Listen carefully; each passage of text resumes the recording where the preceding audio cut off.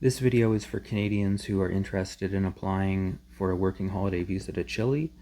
There's a lot of information that isn't available online, so this video is just to fill in some of those gaps, more so than it is an overview of every detail of the application process. In general, Canadians ages 18 to 35 are eligible to apply. Once your visa is granted, you have 90 days to enter Chile, and once you've entered Chile, your visa is good for 1 year. During my application, I received the most help from the Chilean consulate in Ottawa. They answered all my emails. The Chilean consulate in Vancouver told me that they do not answer questions regarding temporary visas, and the Chilean consulate in Montreal is the only one that would answer the phone. You'll need 5 to 6 documents to apply, except for your passport photos. These all need to be single file PDFs, and they can be converted to PDF and combined into a single document at ilovepdf.com. I suggest that all your documents are recent. From what I've seen by poking around, I'd suggest that none of them are older than 3 months old. Thankfully, Chile accepts documents in both Spanish and English, so your English documents will not need to be translated. Passport photos can come in different sizes.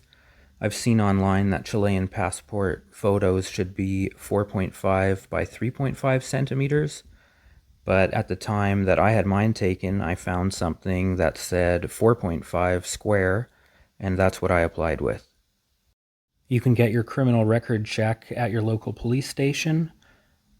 Police stations in smaller cities might serve people who are from out of town, but it seems like police stations in larger cities only serve their own residents. They offer 2 kinds of criminal record checks. One is issued provincially. It's called a police certificate based on your name and date of birth. And the other one is issued by Ottawa, and it's a fingerprints-based check. The prints-based check from Ottawa is the one you want for your Chilean visa. Strangely, the prices of criminal record checks can vary between police stations in different municipalities. So if you have the ability to get one from maybe a smaller town with a cheaper rate, it might be worth looking into. You might be able to save $50 or $60. Once you receive your criminal record check in the mail from Ottawa, you will need to send it to Global Affairs Canada to be authenticated in a process called Apostille. You do not need it to be notarized first, and don't ask for the help of a notary because they seem willing to charge you $200 or $300 for this process that will only cost you the price of 2 stamps. On the website of Global Affairs Canada, you'll find all the details you need, but basically, because your prints-based criminal record check is issued by Ottawa, it does not need to be notarized before you send it to Global Affairs Canada to be apostilled. You can send your criminal record check to Global Affairs Canada with mail or courier with a prepaid self-addressed return envelope and an authentication request form that you print off from the website. There's some trickery going on with the file. When you click on it, it might not display, but with some playing around with it, probably on a desktop computer, you should be able to get it.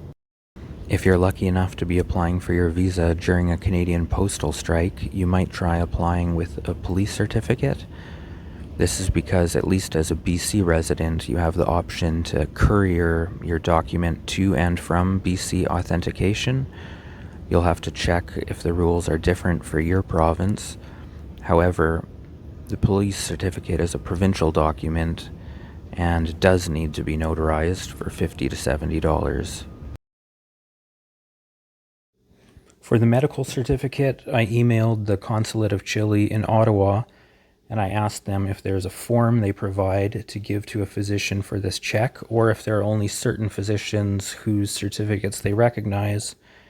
But the consulate responded that it could be done by a family doctor or similar. a statement of health in good standing, or a confirmation of any health issues to be aware of in the medical practitioner's available format. So my certificate very simply says, this health certificate verifies that so-and-so, bearer of passport number such and such, does not suffer from any medical illness that could cause serious repercussions to public health. And this was done by my family doctor. You will also need proof of travel medical insurance for the duration of your stay, as well as your round-trip ticket to and from Chile, or proof of funds that you can buy one. And you'll also need proof of sufficient funds for your stay in Chile itself. This exact figure I haven't seen nailed down anywhere, although there is a 2018 article by Step Abroad that says $2,500 US. When you have all your documents prepared, you'll apply at this address, which I will post below. You'll select Residencia Temporal, then scroll to the bottom and select the bottom option.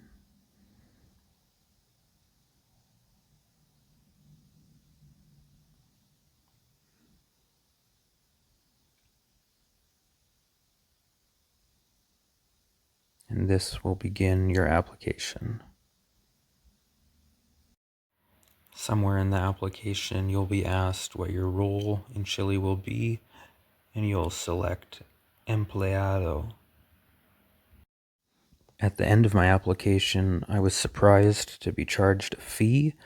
This is because I saw old information that stated there is no fee to apply, and you'll only need to pay $135 US when your visa is granted. However, now you will be charged the equivalent in Chilean pesos of $265 US to apply, but you will not need to pay any more once your visa is approved. Most of the options to pay the application fee are with Chilean banks. However, there is one option that says buy here, and it includes Visa and MasterCard.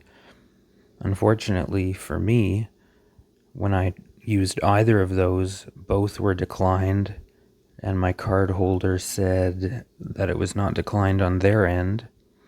So ultimately, I was lucky to have a Venezuelan friend who used his South American debit card to pay the fee for me. So I'm not sure what's happening there, but good luck. 10 days after I submitted my application, I received an email from Chile instructing me to appear at my nearest Chilean consulate for them to validate my apostille background check. So I emailed the Chilean consulate in Vancouver and asked them about either setting up an appointment or mailing the document in. I didn't get a response from them, so a few days later I showed up in person at opening, and despite the sign beside the door stating it's by appointment only, I was very thankful that they let me in. Everybody was very friendly inside and greeted me in Spanish with a huge smile. They photocopied my background check as well as a few other documents. I had brought everything with me, and after this, I just had to wait for processing time. You can check the status of your application online by logging in at the same place where you applied and using the confirmation number you were sent when you applied. I received my visa 6 weeks after I went to the consulate to have my criminal record check validated, and 2 days after I emailed the Ottawa consulate to follow up on my application. When I received my visa, I downloaded an electronic stamp, and I was instructed to print that off, and the print off and my passport would be sufficient to enter Chile. I did not need to visit the consulate a final time. All the best with your application.